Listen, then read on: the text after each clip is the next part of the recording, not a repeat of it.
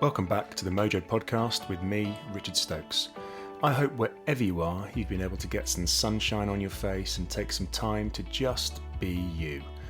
I've been talking to lots of people, guests, clients, friends, about finding or more likely making time in the day just for you.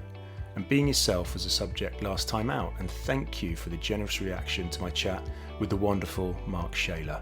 When people say they find this podcast inspiring, thought-provoking and helpful, well, that just reaffirms why I'm doing it, so thank you so much. And on to this week. Well, I have something new for you this week. Not just one amazing guest, but two. Not just one Mojo story, but two Mojo stories. We're talking about being an entrepreneur and doing that with a friend, with a partner. With so many people starting their own businesses right now, whether this has been a long-held ambition or something of a necessity.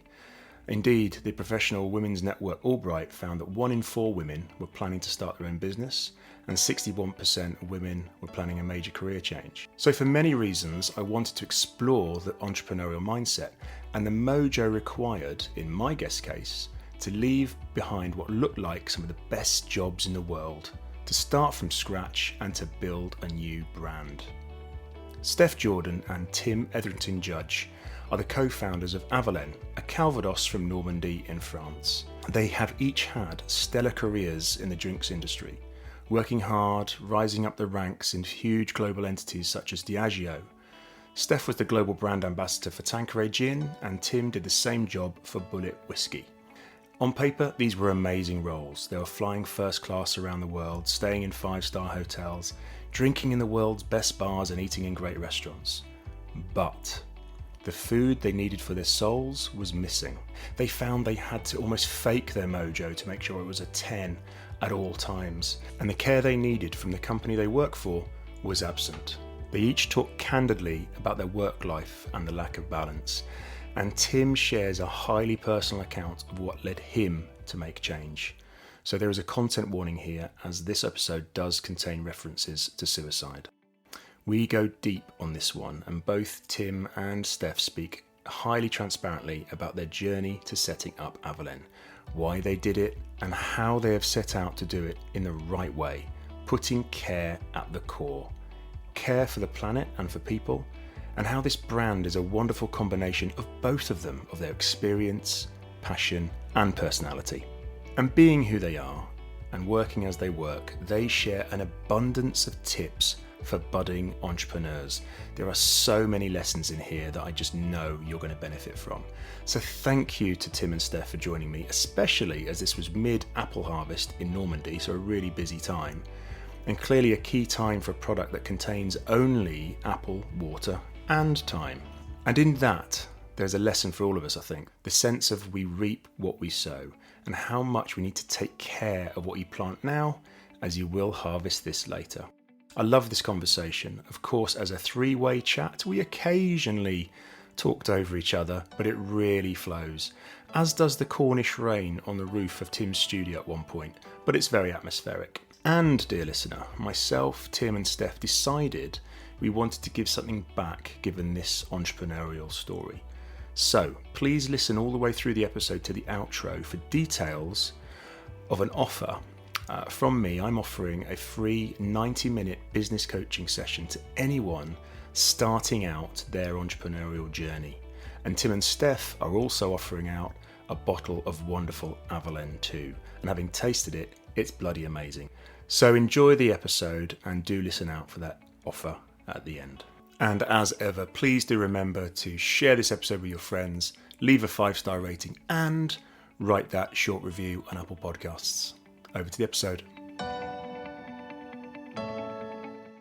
Hello, welcome back to the Mojo Podcast. And as I said in the intro, this is a first for the Mojo Podcast. Not just one amazing guest, but two amazing guests, two Mojo stories that have come together and have created a new brand and indeed a new way of doing business. So I've got Tim in Cornwall, I've got Steph in Amsterdam. So Tim, to start with, how was your mojo today out of 10?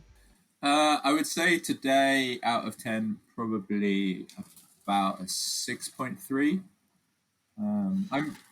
I'm pretty upbeat and pretty happy today.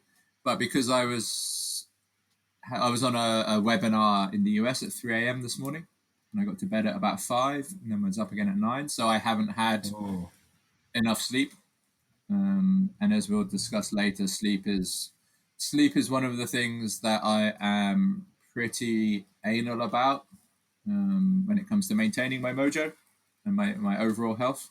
So I haven't had great sleep, so I'm feeling a bit weird today. Generally very positive, but just not my usual energetic self.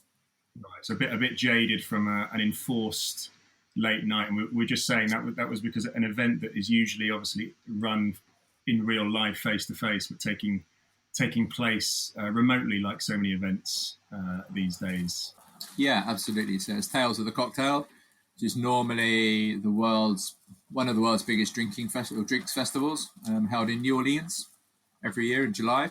But because of the pandemic, it's been converted into a digital festival running in October. So it's up at 3, doing a webinar all about sustainability within the drinks industry. Right, and we're going to talk a lot about that on today's episode. And Steph, over to Amsterdam. How are you today? How's your mojo? Well, my mojo, and I was feeling a little bit mellow, but I'm still going with a 7. And the only reason for that is because I have quite an internal dialogue with myself, which is pretty ongoing. And I set my alarm for a spinning class at 7 a.m. and I chose to turn the alarm off, roll over, and move the spinning class to 12. And so with that kicks in a little bit of self-guilt, and you eventually have to talk yourself into being okay and kind. So it's a 7, and I'm just observing the changing of seasons here in Amsterdam, which I always find to be a beautiful thing, but it definitely does alter your kind of mood and your flow. Right, got it. So yeah, it's a time of change seasonally. We've gone through lots of changes as well, and we'll come on to a lot of that for you guys. Lots of change in terms of what you've been doing career-wise and entrepreneurially. And when I talk about mojo, this essence, Tim, what comes up for you? I mean, you've mentioned that sleep is something that's important to your mojo, but what is mojo to you? For me, it's very much the kind of feeling that I have from the work that I do. Is that feeling of purpose. Getting up in the morning and going to work, knowing that what I'm doing during that day is hopefully, to some degree anyway, helping to make a better world. And that's what really kind of gives me a feeling of mojo, is that kind of that positive feeling and that of having purpose in life. I'm not just going to work to make some money or to sell some shit. I'm trying to have a positive impact upon biodiversity with Avallen. I'm trying to build a healthier, happier hospitality industry with Healthy Hospo. And that gives me a real feeling of mojo and purpose, I would say. And do you notice times when, you said it's a very precise 6.3 today, but do you notice when it ebbs and flows a little bit, your mojo? Oh, absolutely. Absolutely. I'm very aware of my emotions and my feelings. I was first diagnosed with depression at the age of 16. So it's something I've lived with my whole life. And, as you grow older and you get to understand yourself a lot more, I'm very aware now of the kind of my changing mental patterns, what affects them. I can see things coming from the distance. So yeah, I would say I'm very aware and understanding of my mojo and my kind of emotional state. Tim, there's just a little bit of background noise, I think. Nothing that I can do anything about. Unfortunately, okay. I don't have the power to stop rain. Is it the rain?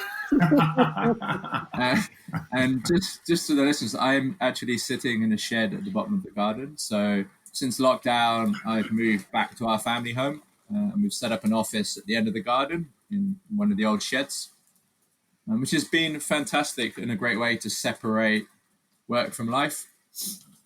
But the weather today is truly abysmal. So I do apologize about the sound of rain. If only you could TikTok filter it. There is a TikTok filter where you stop rain. It's quite impressive, actually. I'm a 43-year-old man. I don't know how TikTok works. Well, given a lot of our target citizens are on there, it might be something you should play around with. Nope. I saw that David Attenborough's joined Instagram today. There's good one for him. post and 1 million followers already. I'll make it 1,000,001. I'll make it It would be a 1,000,001. good follow. And Steph, you're also, I believe, also in the rain in seasonal changing Amsterdam. And same question back to you then on Mojo. What's coming up for you when you think about that word? I think for me, it goes back to this kind of your higher self and tapping into true you. And I suppose I'd almost replace the word mojo with almost like your essence of your soul. But what I mean by that is, as you go by your day, you'll observe many times where you're just, either having some sort of prejudice because of some societal upbringing, or, you're reacting in a way with your chimp and maybe not with your human brain. And so I think Mojo is very much around trying to connect at all times with that higher sense of self and try and be that true you versus, the you that's full of the conditioning, the you that goes, oh, well, it's raining, so I'm in a bad mood. Well, why? Why is rain bad? It's not. Embrace it, enjoy it. It is the changing of seasons, and it's essential for all the crops around the world. So that's how I see Mojo. Got it. So really, really tuned in to the real self, the higher self, by the sounds of it. Yeah, and I think back to Tim's point, it is around observation. I think if you really stop and think about how you're feeling, it's quite interesting because you can quite easily recalibrate and retune yourself. And it can be as simple as, going to a spin class and getting that hit of endorphins, or lighting a candle and making a nice cup of tea. There's lots of ways that you can tune and kind of re-vibrate your mojo into a higher state. And I guess, we are dealing with some rain today, but when we're talking about, and we will talk a lot about Avallen and how it came to be birthed and be created, apples are at the core of it. And, the rain is vital for growth. And the bees as well. They are. Without bees, we would be in quite a bit of a predicament and would be eating a lot of bread, wouldn't we, Tim? Absolutely. Yeah. I mean, our humble pollinators really do bring colour to the world. Without them, not only would we not have any delicious food to eat, there'd be no coffee, which I've been surviving on today. There'd be no citrus, there'd be no pepper, there'd be no delicious fruits and vegetables that we love to eat. There'd also be no flowers, because flowers and bees have co-evolved together.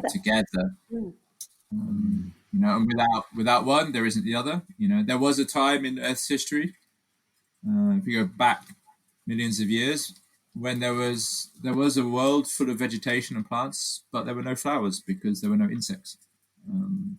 So we have to thank the insect pollinators for so much of the beauty in the world, as well as the delicious food that we eat and delicious Avallen that we can drink. Yeah, and I was going to say, and it's a nice time to be talking because we're in the middle of harvest. Even though we're not there in person, we've got a lot of imagery and videos coming in from the distillery in Normandy. And, if you think of autumn and that abundance of crops that are coming in, it is really a fantastic season where you kind of are starting to enjoy some of the seeds that you seeded back in spring, and it's all kind of coming into fruition right now. And it's looking great. It's a beautiful harvest. Wonderful. Hopefully a bountiful one, so there's plenty of opportunity for more Avallen. And we're going to talk more about the background to the brand shortly. But I wanted to just get into a little bit of both of your backstories. And you talked about sort of this idea of co-evolution, actually, Tim, when you were talking about the bees. And it feels to me almost there's a co-evolutionary story here, because it did take the two of you coming together to create this brand and stepping away from what sounds like amazing jobs, amazing careers, in different areas of the drinks industry. So we just talk about that. Tim, can you jump in first in terms of what brought you to where you are now? Yeah, absolutely. I've been in the hospitality industry all my life, following in my father's footsteps. But I guess the Avallen story really started when Steph and I met. And Steph always forgets exactly when we met. But we met on a cruise ship in the middle of the Mediterranean, which sounds a bit weird. But Diageo run this global cocktail competition called World Class every year. And it's the biggest, most prestigious cocktail competition in the world. And all the way back in 2013, it was hosted on the cruise ship Azamara Journey in the Mediterranean. So it went from Nice to Monaco to Saint-Tropez to Ibiza and finished in Barcelona. And I was on the boat running the bars, and Steph was working as a brand ambassador in Spain, and was the kind of chaperone for the Spanish contestant, David Rios, who went on to actually win the entire competition. A fantastic bartender and a really, really lovely human. So that's where we first met. And then, we formed a friendship, and our working relationships got closer. I joined the Africa team, and then Steph joined the Africa team as well, and was based in the idyllic paradise of Reunion Island. A shark-infested island with an active volcano. But yes, it was a very nice island. Paradise. Yeah, I was stuck in Whitechapel, so I would definitely take Reunion over Whitechapel any day of the week. And then we both ended up at Diageo in, as you say, these roles that sound amazing. So I was the global ambassador for Bullet American whiskey, and Steph was the global ambassador for Tanqueray Gin, a little-known brand. So what? Just to jump in, what does a global ambassador do? Many, many things. Things that are difficult to quantify for a corporate, but ultimately anything from advocacy, education, training, hosting, visits at the distillery, creating brand home experiences, developing global drink strategies, judging competitions. What else would we do, Tim? Anyone outside of the industry, what we did was drink for a living. We did. And that's all anyone really saw. That's what we did. Well, that's why I guess why I asked the question. Thanks, Steph, for going through that. A long list of elements to the role. We did actual things. Actual things, not just drinking for a living. No, not really. No, but because there's such multifaceted roles that kind of sit across different departments, actually gave us a lot of the skills that we now use on Avallen. There's a little bit of marketing in there. There's a little bit of sales in there. There's quite a lot of brand advocacy in there. There's a lot of kind of spirit expertise and understanding categories. And a lot of that we've used when we launched Avallen. And I don't think that if we just had a regular marketing role or if we'd just been in sales, we would have had the necessary skill set to have launched Avallen the way that we did. I fundamentally agree. And on top of which, we were punching above our weight in terms of our pay grade, in terms of the people that we were interacting with the business. We were always with the highest stakeholders, especially when we go into markets. We'd always meet with the local GMs. And so we ended up at a much higher level of the business, I think, which is something that we use today to kind of harness the power of Avallen. Right. So everything that you learn, all the exposure you got, and sounds like an amazing network that you built up during this time in corporate world has really helped you now as entrepreneurs by the sounds of it. Absolutely. Yeah. Yes and no. I think the funny thing about the corporate world is you do become very specialized. And so, when you do step into entrepreneurship, you need a lot of versatile skill sets. And so the network, and I think more than anything, the kind of kudos. So because of our backgrounds, when we did launch Avallen, there was an established trust that we weren't going to fuck it up. So it's given us a pedigree, which we cashed in when creating Avallen. I think today people no longer need to reference our past because we've already got 18 months in the bank and some clear significant wins. But definitely it gave us the credibility to do what we did. Yeah. So you've talked about the your worlds came together on that cruise ship in the Mediterranean. I can absolutely picture that. And then you obviously got closer and you were talking. But at what point did you make that jump? What was it that happened? What was enough for you to walk away from what sounds like really wonderful jobs? You want to go first, Steph? No, because I suppose my leaving came off the back of yours. Really, it was a culmination of many things. It was. The short version of the story is our values were no longer aligned, and we allowed ourselves to be true to our values. If your values weren't quite being lived up to, maybe even compromised, tell me a bit more about that. Well, we both care extremely, and we can care about people, we can care about the brands, we can care about the planet, we care, but when we care, it's very deep and emotional for Tim and myself. And we cared for an organization which at the end of the day is nameless and faceless. And at some point there can be a disconnect. And I think you can do a lot for a corporate, which and I joined as a grad, I was 22. So I was, I bought into everything. And it got to a point where actually maybe you needed something back from them aside from just a salary and a role. You were looking for a more emotional support, and I think neither one of us found it when we needed it the most, which reinforced our friendship ultimately and allowed for us to make the difficult choices that we did, which today looking back were definitely the right things for us to do. Yeah, I think care is a great word.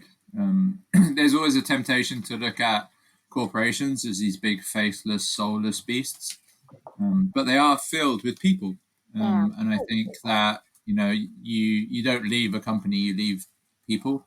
And my particular experience, much more dramatic of a leaving of the company than Steph's, in part was caused by that lack of care from the people around me. Before there was a team that did care, and there were some really lovely people. And I was fortunate enough to be a part of a team that was so close-knit that we still hang out today, and we still are in contact and spend time together, even though all of us have gone and left the company and moved on to different things.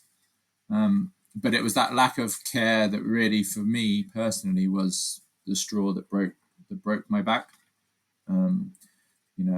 I had this job that everyone outside of the job thought was amazing, flying around the world, 100 flights a year, traveling to exotic destinations, drinking whiskey, going to the world's best bars. To a lot of people, this is the dream job.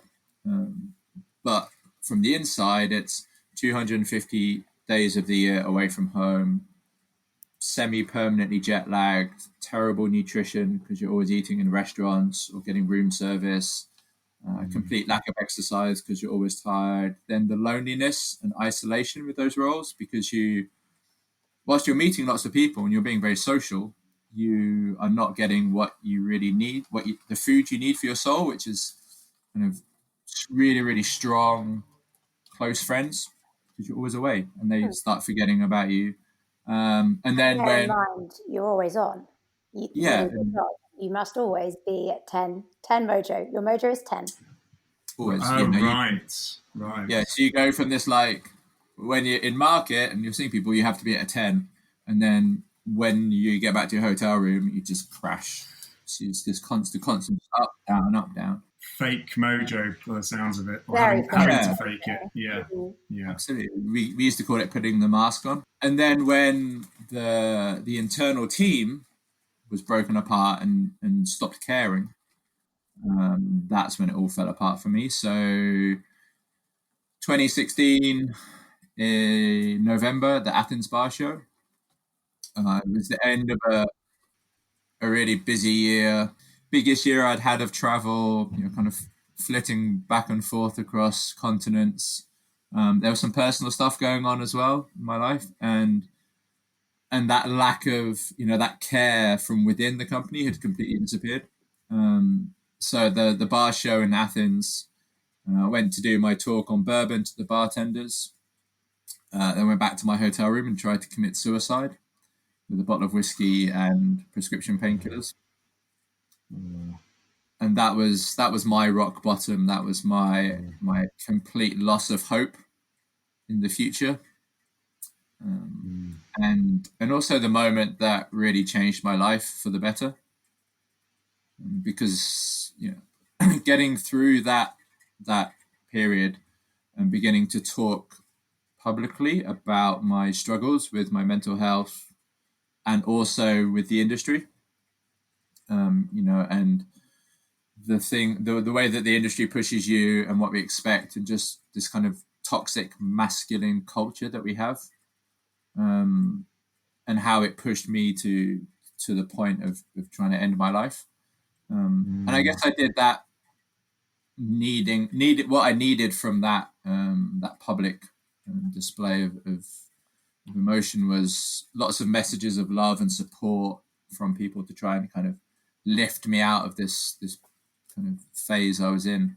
And I got all of that, and that did help. But what really changed my life was I just got hundreds and hundreds of messages from people telling me their stories, their stories of struggles with their mental health, with the industry, and with all sorts of things, either personal stories themselves or of close friends, just hundreds of these messages. And it just got me kind of thinking, if there are so many, I thought I was alone and I was the only one struggling with this, but here are so many people, some that I know, some peers within the industry, some complete strangers. So many people are struggling, and yet no one is talking about this within our drinks industry. So what kind of man would I be if I just walked away from the industry? My therapist and the doctor and everyone was saying, you need to get out. This is very toxic for you. But in the back of my mind, I was just like, I can't turn my back on these people that need me. I've been through this. I've got to at least try and see if I can do something to help this situation.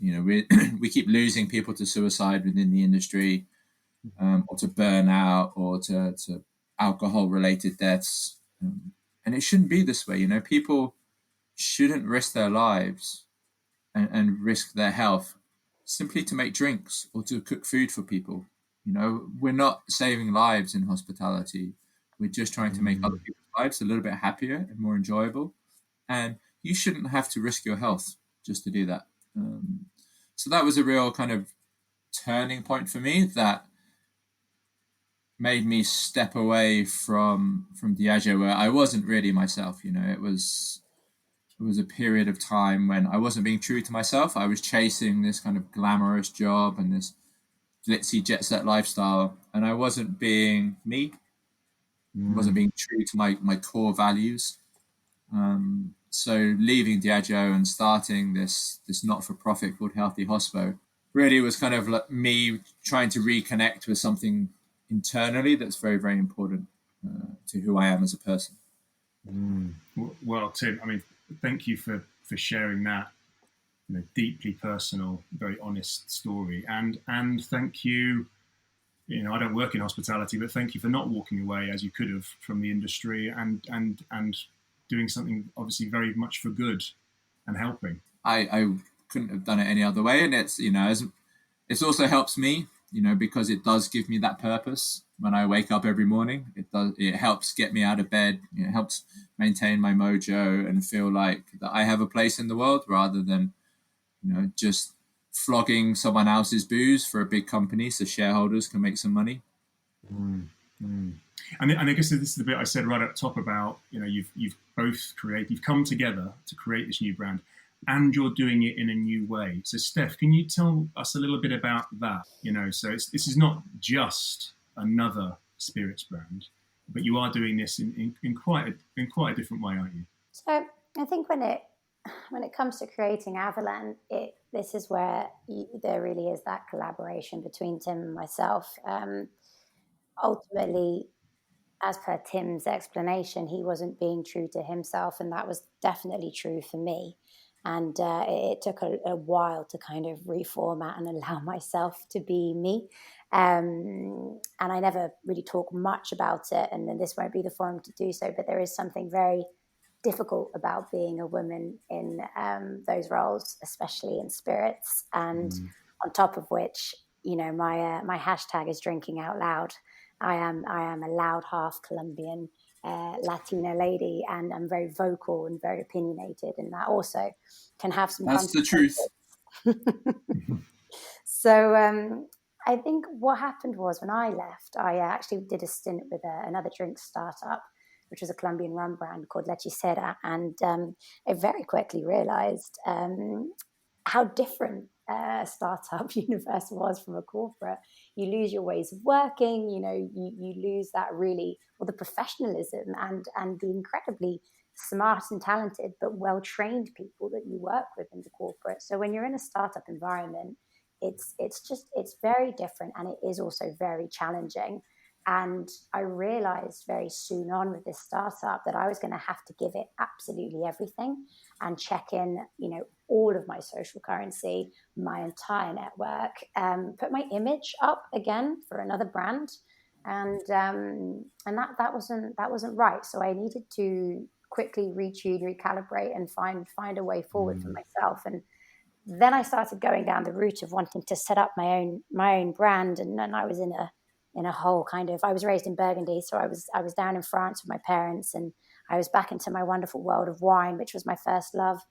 And at this point, Tim had started to mature with Healthy Hospo, and was kind of seeing the evolution of the platform. But Tim, you are sometimes like a magpie. You like shiny new things, and you are the Elon Musk of drinks. So you're always wanting to innovate and create new things, and that's where Tim sort of reached out to me and said, Steph, look, I know you want to do something, and I know you've got the skill set to do it, and there's no one else in the world that I would ever even consider doing something with. But how about we check in our Diageo paychecks and do something different?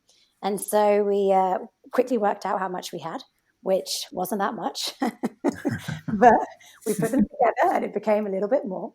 Yeah. And then with that little bit more, we basically approached it from a question, which was, okay, if we're going to do something, we have to do something with purpose, something that leaves a positive legacy, something that's true to you, something that's true to me.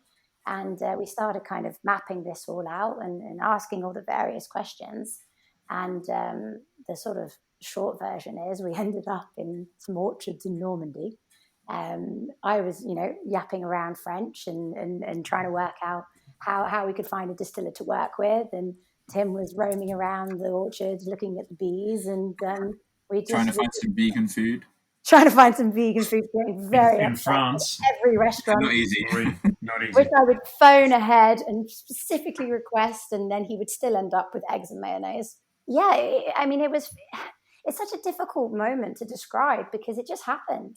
And everything just made it happen. The universe literally said, this is your distiller, this is what you're doing, and you're going to do it this way. And the answers were there. We just had to ask the questions. Right. So it was all there kind of waiting for you, but it was asking the question of how are we going to do this? Really ridiculous if we think back to checking out the competitive set and there having been no innovation whatsoever in this category, when there is innovation in absolutely every spirits category around the world. People have brought back mezcal. People are drinking the most bitter Italian vermouths, like the most sort of obscure things are becoming mainstream. And somehow, in the heart of Europe, the second most visited region of France, Normandy, the epicenter of the Second World War, the humble apple, and we're not drinking it. It's bonkers. But now people are. They are certainly drinking Avallen anyway. So and that you mentioned. I just wanted to track back slightly. Coming together as a team and doing this together. How important was that for both of you? It's everything. Yeah, it's as both the solo entrepreneur and doing Avallen with Steph. They're such different beasts, and it's a much more lonely process and a much more difficult process doing it solo. As I do with Healthy Hospo. So, as Steph said, I kind of very much like ideas, and I move from one thing to the other, and Steph holds me to account and kind of drags me back and keeps my feet on the ground and focused on a single thing, which is proven to be extremely valuable in the Avallen process. And I think I also kind of help with her as well. We're very different personalities, and I think that that's part of our success, that we are so different. Definitely. And ultimately, you know, we hold each other accountable. We give each other kind of semi-deadlines, and we work not just for ourselves, but we work for each other, right? And if Tim asks me to do something, then it kind of goes right up onto my to-do list, because, you know, I know the benefit of the both of us. I mean, Tim wakes up with WhatsApps from me saying, can you do this, and this, and this, and this, and this, and don't forget this. But it is fantastic, and it's difficult as well. And, you know, we have different ideas at times, but I think it also allowed us to create, as you say, we birthed a child, but we did, because it's a whole entire own thing. Avallen is a blend of us. It isn't nor Tim nor me. And when we were briefing in the agencies around design, look and feel, we just ended up writing a personality. We said Avallen is someone who's caring and outdoorsy, someone who likes to have fun, but is, you know, super eco-conscious. And as we wrote this out, we just said, well, you know, you tell us what that looks like. And it's a very different process than if you're going down it just by yourself, and you kind of want, you know, this product to look like you or something, which we didn't. We wanted it to be right for the opportunity, right for the market, right for our, you know, we won't call them consumers, right for the citizens, and to tell the tale, which is, you know, at the end of the day, literally, you know, the food and drink that we put into our bodies have huge consequences, both on our health, but also on the health of the planet. And in the food industry, that's quite apparent, but in drinks, especially in alcohol, that hasn't quite trickled down yet. And there is such a thing as pouring with purpose, and there is such a thing as, you know, drinking planet positive brands. What's coming through for me here is this word that you both used earlier around care. You know, the care that's gone into the creation of the brand, but the care at the heart of what this brand is about in terms of its sustainability and its ethos. Avallen is definitely Steph and I in a bottle. And it's the two things that we do care about and are very passionate about. So it's my environmental passion. I gave up eating meat 21 years ago for environmental reasons, and I've long been an advocate of environmental protection. I've chained myself to petrol pumps and protested against kind of companies that have been complicit in climate change for most of my life. And for Steph, you know, Avallen represents the terroir of France and the getting back to the land and everything that she grew up with in Burgundy. So Avallen really is the bringing those two worlds together into a single product that we really, really care about massively. And what's been, you know, this entrepreneurial journey that you're both on? I mean, and which is relatively recent in your work lives, because I see you're both working for pretty big corporates before. What's been the hardest thing? Obviously, you've had the benefit of working together, but what have the hardships been? Being permanently broke. Right.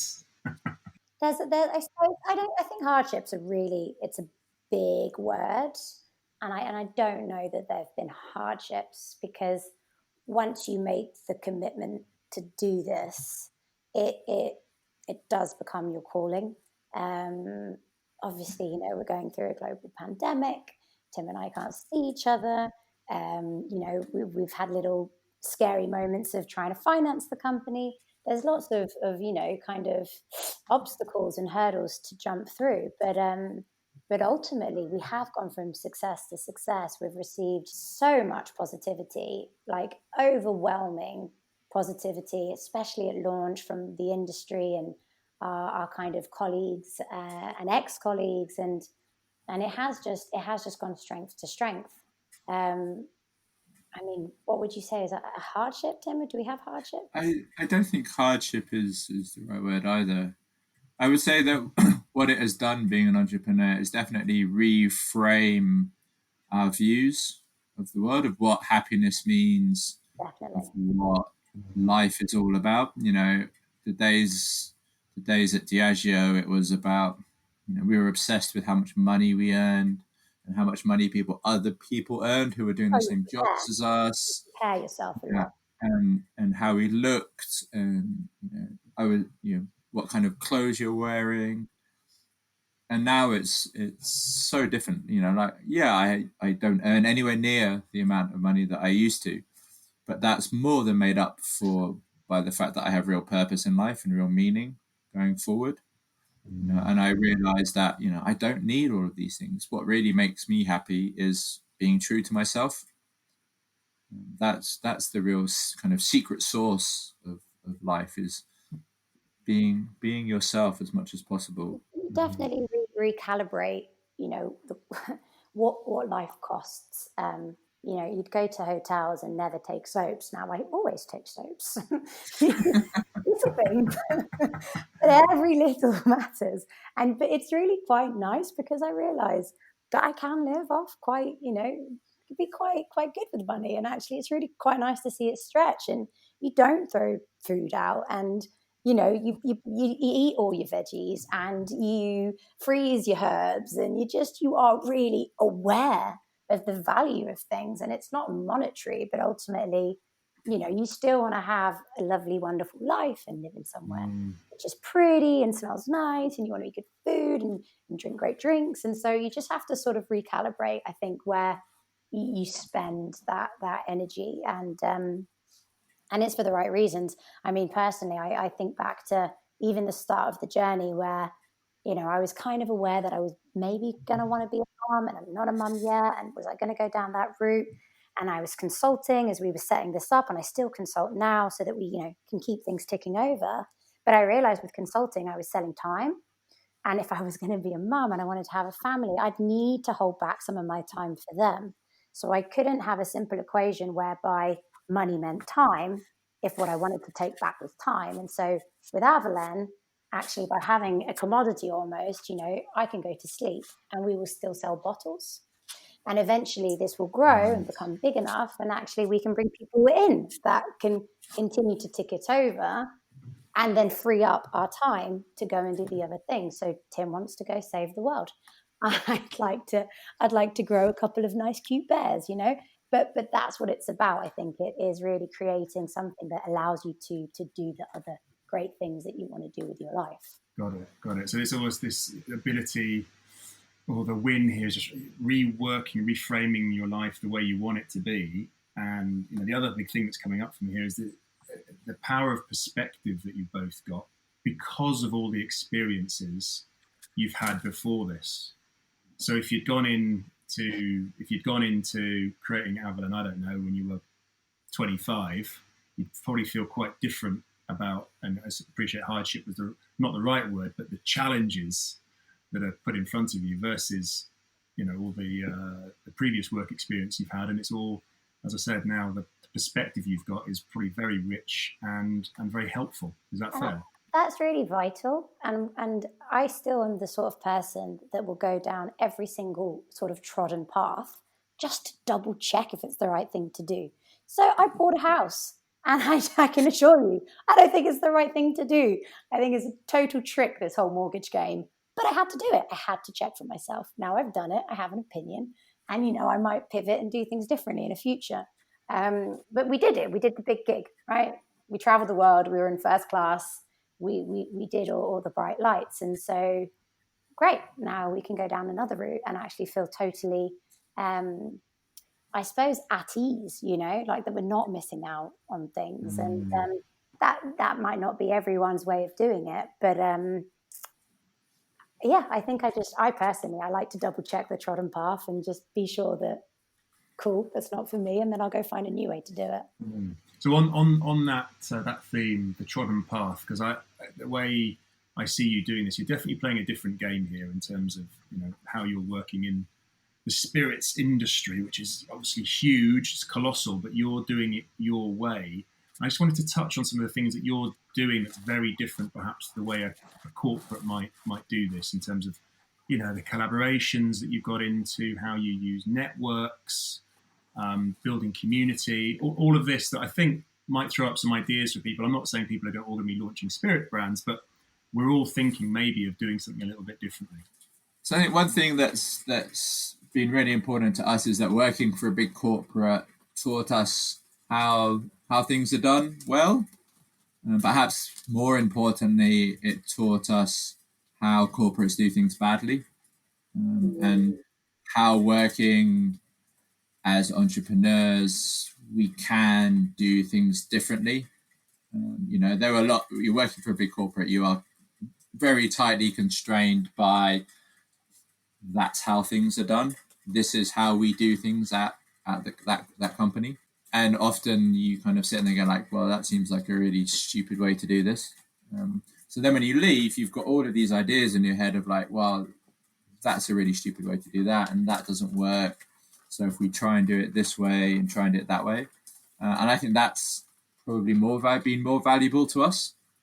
Yeah, definitely. And the things that we learn that Diageo do well. And an example, like a really clear one, is when you're in that corporate mindset, it's almost like you're in the trenches and you're going to war. So anyone else in your industry is a competitor. And by which means they are your enemy. You hate them. You do not talk to them. You get upset with anyone that orders anything which isn't in your portfolio. And it's really bizarre because actually these people are just like you. They're passionate about the same things as you do. They do almost the exact same job. It's just the bottle which changes. And the power of Avallen is the power of our collaborations. We very consciously are going to keep our independence because we do not want to step on anyone's toes. We don't want to become anyone's competitor. We want to be seen as the company and the brand that ignites and lights the way for sustainability in drinks. We want our competitors to tell us that we inspire them to be better. And we want everyone to be able to work with us. And I think that's really, really important. And that's quite the opposite of what we have been shown before. Got it. So this sense of collaboration versus competition at the heart of it. Well, especially on this journey that we all really need to get on, which is, designing our way of life to be more in equation with the planet. We did a webinar and it was all around the fact that we do not have a waste problem. We quite simply have a design problem, and that, the human race is perfectly capable of coming up with all the solutions that we need to live in harmony with Mother Earth. But getting everyone on that journey is what's taking some time.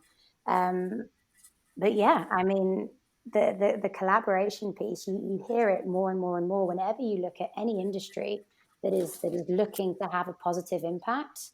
They always talk about collaboration. Collaboration's been really important. Another thing that's been really important for us is, I know Steph mentioned Elon Musk earlier, but one of the reasons why his companies have been so innovative and so important in the growth of the sustainable movement and also space travel is that whole first principles thinking. It's the assumption that everything you do is wrong, and what you're trying to find is the least wrong way of doing things. And that is something that we apply at Avallen. And it, when we started out, it was the question of, we had our mission of trying to create the world's most planet positive spirits brand, and applying that first principles thinking was right, which is the least wrong way to make alcohol from an environmental point of view. So analyzing all of the different raw materials that are used to make alcohol across a number of metrics and finding out which one was the least harmful to the planet. So applying that kind of thinking, which big companies, particularly in the drinks industry, don't innovate. They've lost the ability to innovate or think creatively in that way. So they've just outsourced their entire innovation to small startups. Being a small startup, we've got that freedom to really try and do things differently, apply some very, very different thinking. And looking outside of the drinks industry, we haven't talked about this yet, but it's something that we're both really passionate about is we benchmark ourselves against companies like Patagonia, like Tesla, like Beyond Meat, these companies that are pushing forward the notion of people, planet, and profit, and being successful companies at the same time. because we don't see that happening within the drinks industry. We don't see any real brands to aspire to within the drinks industry, yet we see lots of them outside of the drinks industry. And what's so true about what you're saying, Tim, is I'm thinking back to a conversation I had with someone just a year ago, quite a senior person, marketing person. They said to me, Steph, where did you guys get the insights for Avallen? And I was like, well, what do you mean the insights? They're like, well, what did you work with an agency who told you about, what's your target consumer? And I was like, what are you on about? There are no insights. This is, we know this is right. This is what we need to do. This is what we believe in. It's what we're passionate about. The insight is that we need to be having really amazing, fantastic, good tasting drinks, but that they need to be bringing back biodiversity, saving bees, and doing good. And then they just sort of looked at me like I was crazy. But there was no insight. There was nothing but, us wanting to do something that we think the world needs. I guess that is the insight, isn't it? It's you don't need because everything is volume driven at big companies, they rely so heavily on that data of, all right, what are people drinking, where they're drinking, and they never, it's a very blinkered view. They never have that chance to kind of stop, take the blinkers off and look at what's going on around the world and going, oh shit, we've lost 60% of biodiversity in the last 50 years. Climate change is wreaking havoc. Maybe we should try and do something about this. The bee's been declared the most valuable living species in the world.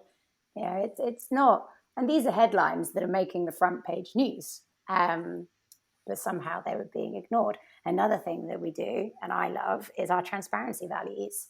When, you work in the spirits industry, a lot of things is behind closed doors.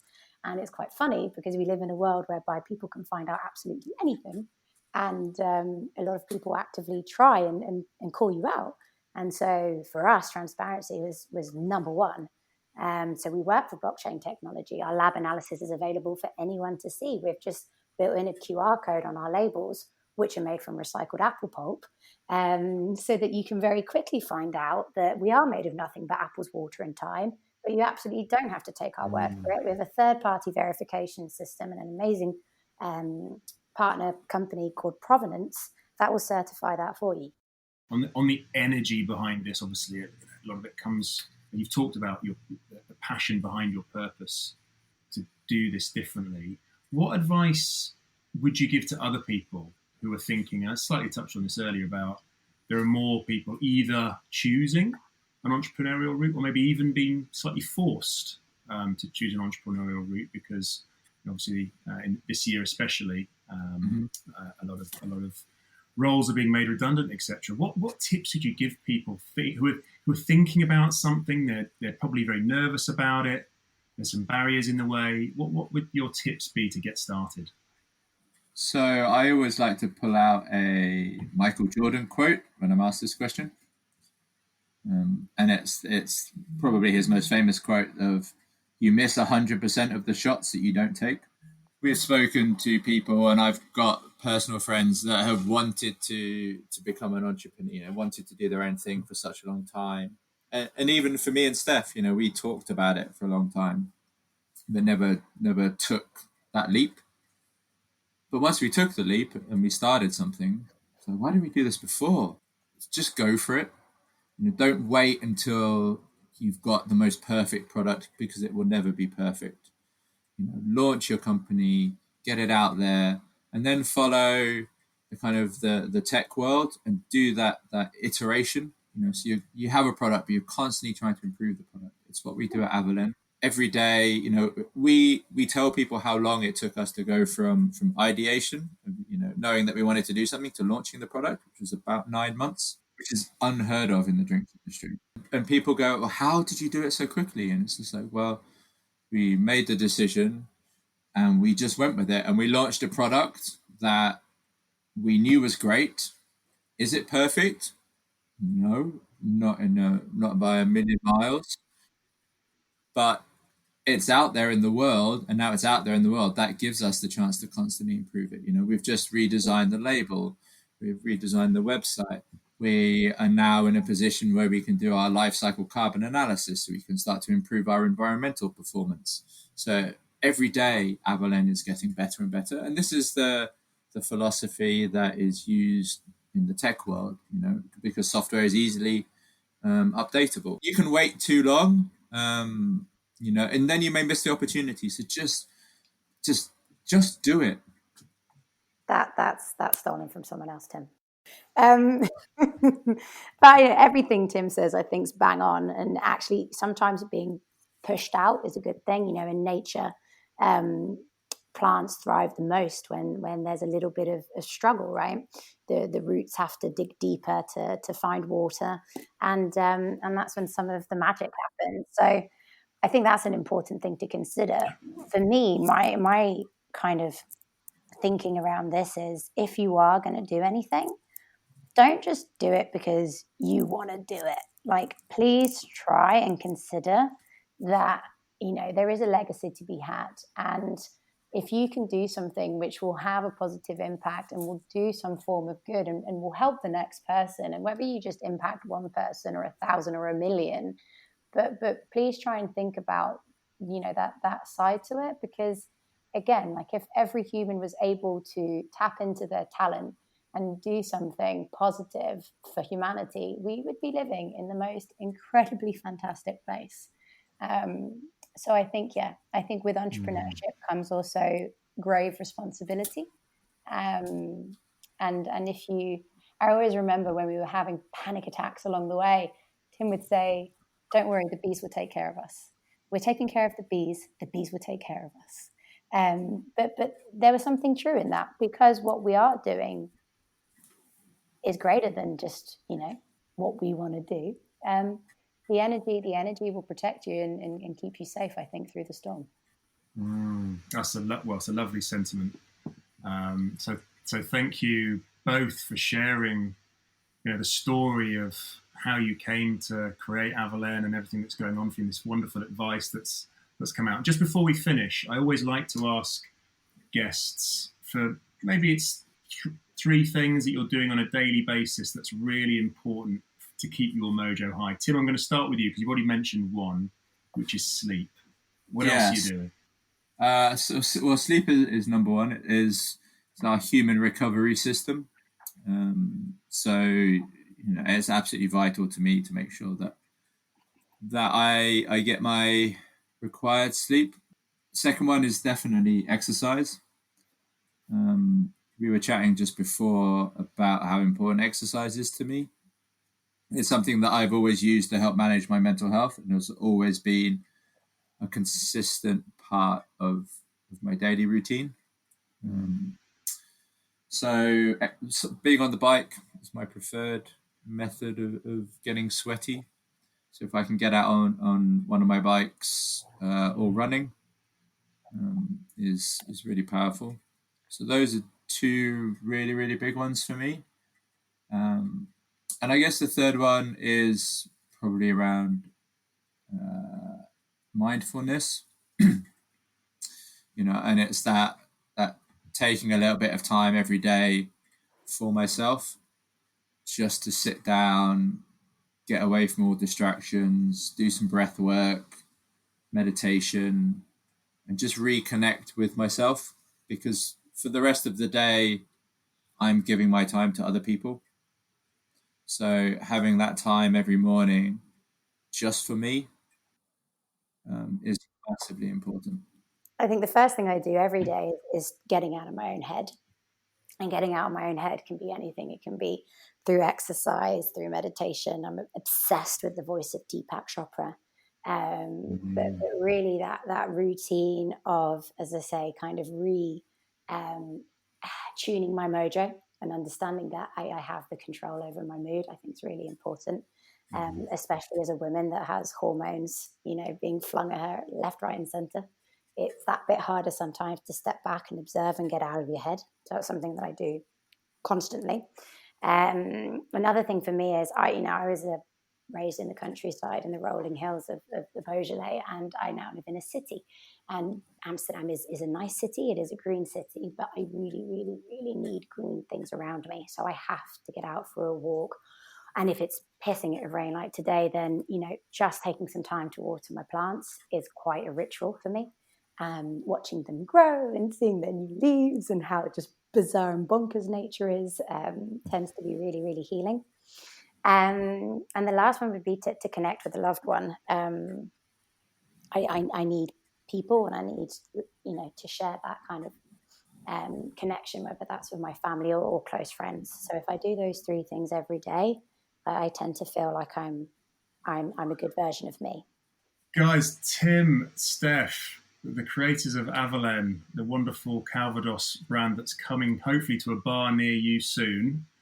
Thank you so much for your time today and sharing your Mojo stories and your entrepreneurial story. It's been a joy having you on the show.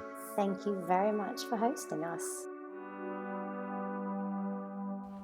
It's funny, I haven't met Tim and Steph in real life, but I just know we'd all have a blast.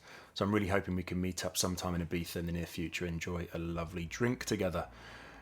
So this is already a long episode, so I'm going to skip my usual takeouts this time, except to say this: never forget or underestimate the value of your experience. It was Tim and Steph's experience that both created the inspiration for Avallen, but also allowed them to be so successful. You have way more resources, a wider network, and more support than you probably think. So with that in mind, I wanted to set out that offer I mentioned in the intro.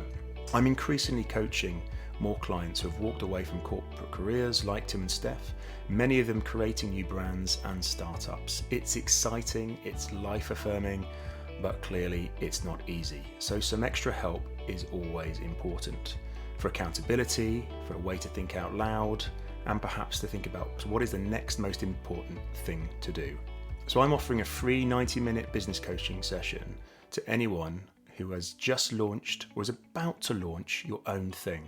The sector doesn't matter. It's really about your passion for what you're doing.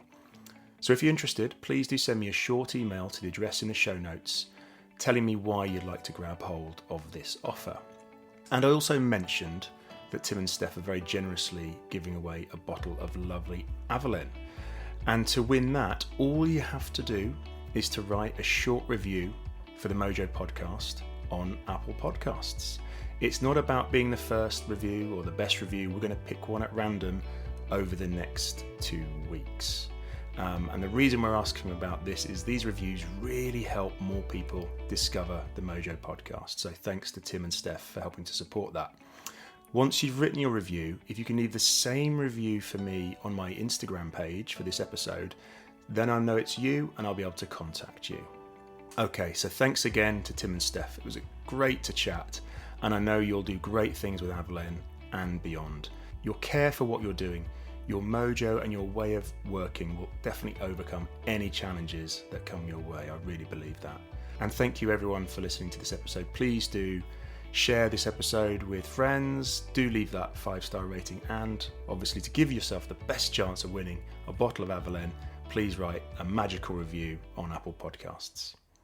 Until next time, I hope your mojo continues to flow.